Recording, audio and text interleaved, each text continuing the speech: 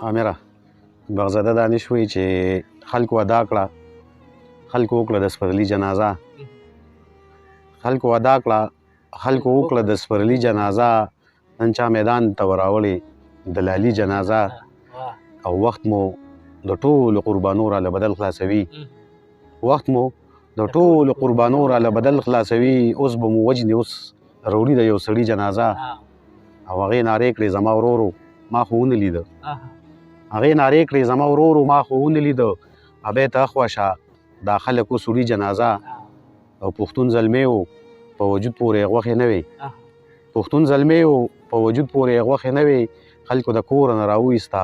خالي جنازه او دا یې ارمانو چې بنګړي ورله د ښاره راوړم دا یې ارمانو چې بنګړي ورله د ښاره راوړم دانشه لاس کې ګرځوم اوس بنګړي جنازه